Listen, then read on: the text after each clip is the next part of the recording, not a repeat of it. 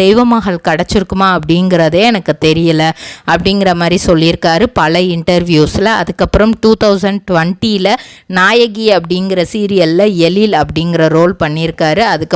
அதுக்கு முன்னாடி 2019 இவங்க 2 பேருமே சேர்ந்து ரன் அப்படிங்கிற ஒரு சீரியல் நடித்தாங்க. அந்த சீரியல் பார்க்கவே கொஞ்சம் டிஃப்ரெண்ட்டாகவே இருந்துச்சு.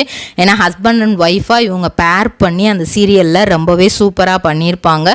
அது பண்ணதுக்கப்புறம் தான் நாயகி சீரியலில் எழிலா பண்ணார். அதுக்கப்புறம் தாலாட்டு அப்படிங்கிற சீரியல் பண்ணார். டோட்டலாக சன் டிவியே இவருக்கு கிட்டத்தட்ட 9 ப்ராஜெக்ட் கொடுத்துருக்கு.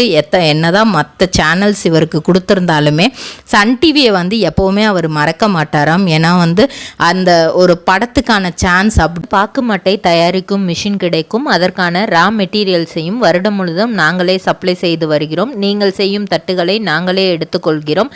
அதற்கான லோன் வசதியும் செய்து தருகிறோம்.